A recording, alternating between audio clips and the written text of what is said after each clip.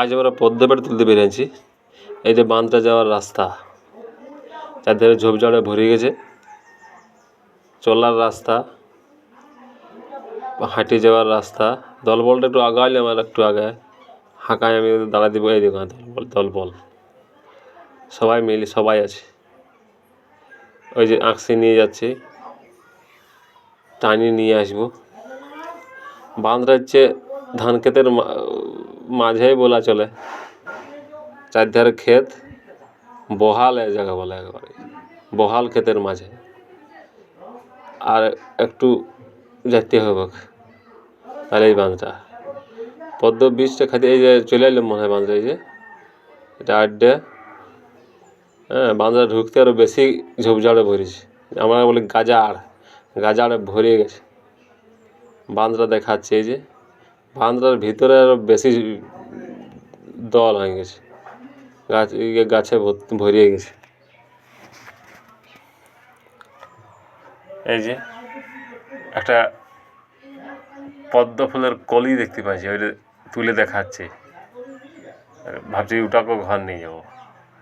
পদ্ম ফুল ভালো লাগে। এই যে দুর্গা পুজোর সময় দমে দাম। এই যে বাঁধটা, শালুক ফুল আছে, শালুক পাতা, শালুক ফুল দেখাচ্ছে। এই যে শালুক ফুল ফুটিয়েছে। শালুকেরও ভেট হয়, তো ওটা একটু আলাদা, অন্যরকম। শালুক ভেট এখন হয় নাই এখানে। এই যে বাবু নামে গেছে পদ্মা ভেট তুলতে। আঁকশি নিয়ে টানি নিয়ে আসবে, দেখাচ্ছি আপনাদেরকে তুলে আনে। পদ্মা ভেট বাজারে নাকি অনেক দাম, অনেক শুকনো করে বিক্রি হয়। 800-1200 টাকা কেজি শুকনোটা। আমরা অবশ্য কাঁচা খাই, কাঁচাও কোনো খারাপ লাগে না, বড্ড সুন্দর লাগে।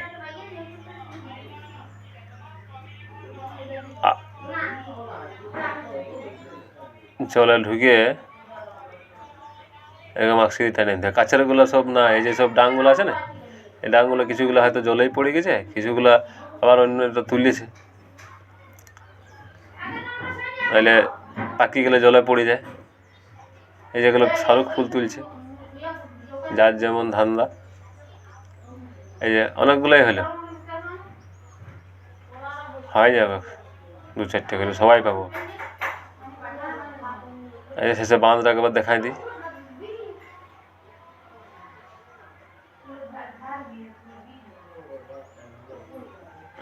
ঝোপঝাড়ে ভর্তি। এবার বীজটা ছাড়াবো, বীজগুলা ভেট থেকে।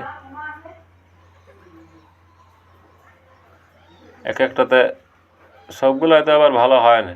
এটা যেমন 6টা না 7টা বেরোচ্ছে, তাহলে এক একটাতে 12-15টা করে পাওয়া যায়। 4-3 7টা। এর আবার বাইরের ছালটা কদম শক্ত, নখে করে ছাড়াই দেখছি না, নখে ছাড়া যাচ্ছে না। আমরা তো দাঁতে ছাড়াইতাম, বাঁধে 1-2টা খাইলাম, দাঁতে ছাড়ায়। এখানে এবার ব্লেড নিতে হইল। এই যে এই সাদা অংশটাই খায়, বাইরের চামড়া ফেলে দিতে হয়। সাদা অংশটা খাওয়ার জিনিস। এর ভিতরে আরও সবুজ মতো আছে, পুং যাকে বলে আর কি, এটাতে যেটা থেকে গাছটা হয়, সেই পুংটা আরও তিতিয়া লাগে, তাই এটাকে বের করে ফেলে দিলাম।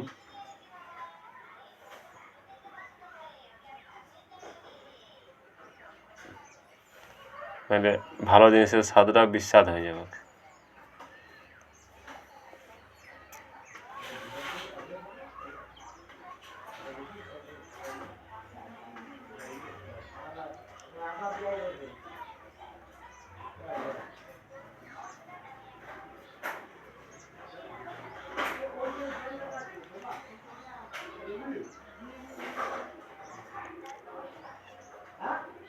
তোমরা কে কে খাইছ